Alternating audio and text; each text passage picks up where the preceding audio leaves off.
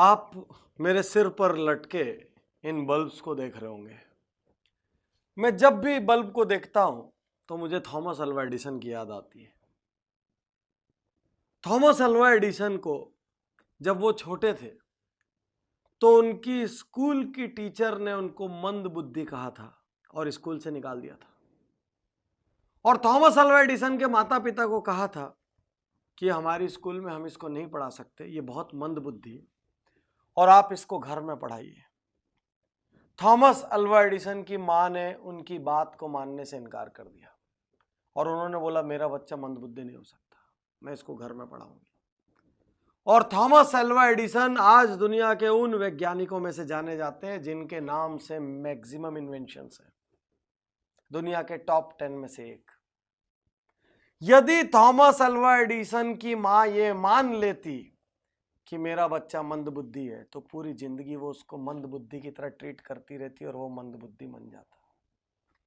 साथियों, इतिहास कौन रचता है? इतिहास वो नहीं रचते जो लोगों की बात सुन के मान लेते हैं कि मैं कमजोर हूं, मैं हीन हूं, मैं नहीं कर सकता, मुझे नहीं आता। इतिहास वो नहीं रचते जो किसी दूसरे की राय के लिए अपने संकल्प छोड़ देते हैं।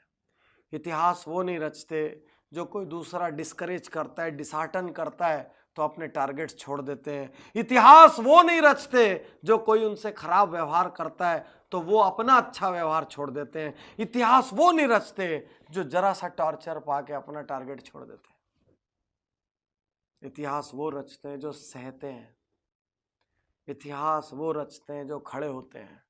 अभी अभी एक शानदार फिल्म आई दंगल, आपने देखी होगी। गीता बबीता, महावीर सिंह फोगाट, कैसे इतिहास रचा। जब महावीर सिंह फोगाट ने अपनी बेटियों को तैयार करना शुरू किया तो पूरे गांव ने मजाक उड़ाया। महावीर सिंह फोगाट ने उनको सुबह सुबह उठाया, उनके बाल कटवा दिए, उनके खाने पीने पर रोक लगा दी, सब कुछ किया। यहां तक कि उनके बच्चों ने उनको दुश्मन समझ लिया। और ऐसा ही कई बार होता है, ढेर सारे बच्चे अपने माँ बाप को दुश्मन समझ लेते। लेकिन एक दिन उनको समझ आया जब उनकी सहेली कहती है कि तुम्हारे पिता तुमको संतान तो समझते कम से कम, इसलिए तुम्हारी फिक्र करते। साथियों, महावीर सिंह फोगाट ने पहले इतिहास रचा है, गीता बबीता ने बाद में। महावीर सिंह फोगाट ने वो बीज लगाया, उनको सींचा, बड़ा किया। सारी दुनिया के तिरस्कार महावीर सिंह फोगाट ने कहे। साथियों, आज आपका तिरस्कार हो रहा है कहीं और आप यदि उसकी वजह से हिम्मत हार के बैठ गए तो आप बड़े नहीं होंगे।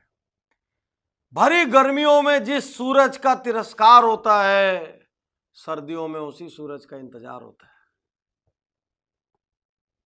याद रखिए, आज तिरस्कार का मतलब आजीवन तिरस्कार नहीं है। इतिहास वो नहीं रचेगा जो लोगों की सुनेगा। इतिहास वो नहीं रचेगा जो टारगेट छोड़ेगा। इतिहास वो नहीं रचेगा जो हीन भावना में चले जाएगा।